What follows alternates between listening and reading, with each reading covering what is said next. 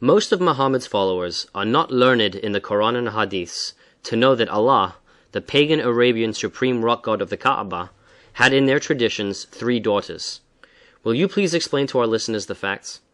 Most of the so-called believers are rarely, if ever, taught about the origins of the cult of Muhammad for the obvious reasons that these revelations would reflect very badly upon their beliefs. As far as the religious and political leaders of Muhammadan Islam are concerned, in their case, ignorance is bliss. Let us now look at the records that we have available regarding this topic.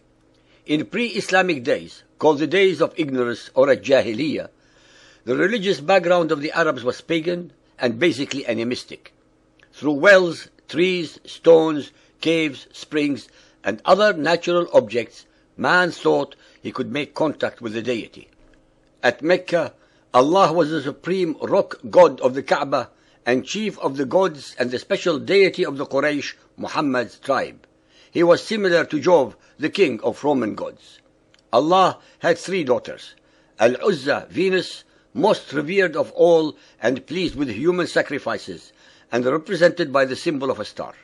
Al-Manat, the goddess of destiny, and Al-Lat, the goddess of vegetable life, and represented by the symbol of the crescent moon.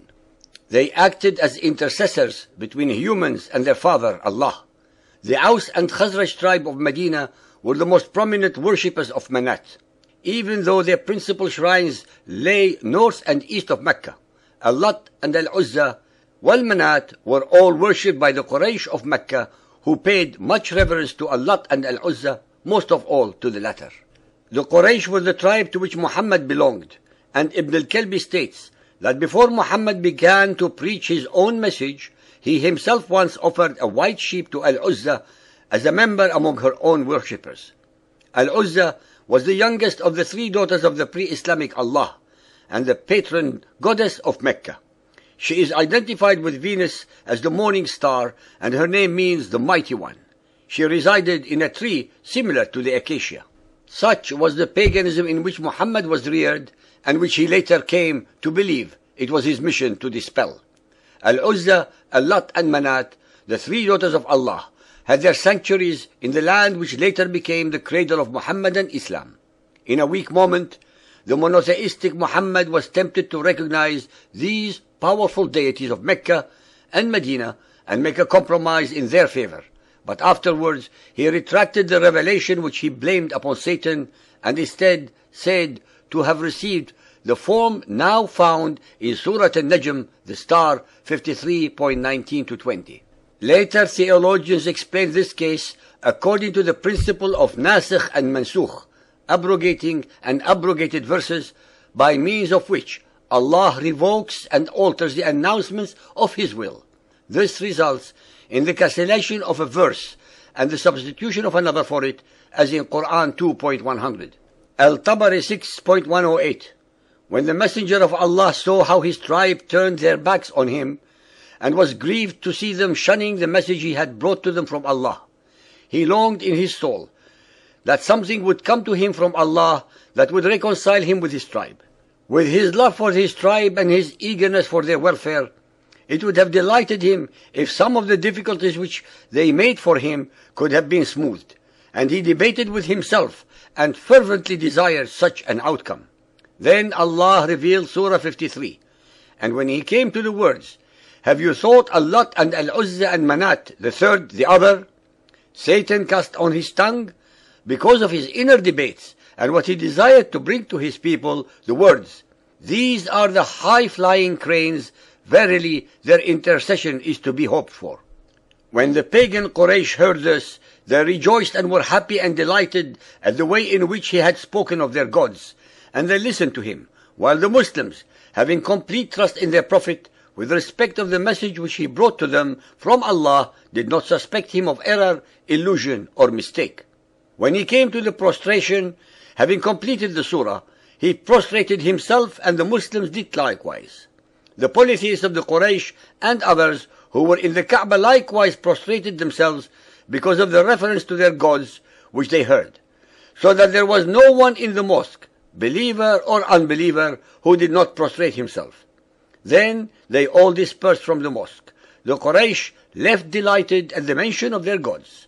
This is indubitably an authentic story, says it is impossible to imagine any Muhammadan Muslim inventing such a tale of the notorious satanic verses. What precisely are we to understand by exalted cranes? The Muhammadan authorities were as uncertain about the meaning of gharaniq as we are. But what they did know was that this was the refrain that the pagan Quraysh used to chant as they circumambulated the Kaaba. Al-Lat, Al-Uzza and Manat, the third, the other. Indeed, these are the exalted gharaniq. Let us hope for their intercession. It is unthinkable that the men of the later tradition, who regarded Muhammad in every respect as a perfect example for the faithful, would have deliberately invented a story so seriously compromising their prophet. We must therefore assume, as the historical kernel of the tradition, that Surah 53 once embodied a different wording, implying acceptance of the pagan conception of the gods, an implication which Muhammad subsequently felt to be incompatible with belief in the one Allah. The renowned Muhammadan expositor Al-Suyuti, in his Asbab al-Nuzul, page 184, states, Muhammad was in Mecca. He read the chapter of the star. When he uttered, "Have you seen Al-Lat, Al-Uzza and the other third, Manat?" Satan instilled in his tongue, "These are the exalted idols, daughters of Allah, whose intercession is hoped." The infidel said that Muhammad had mentioned their gods with good words. Then, when he prostrated, they prostrated too.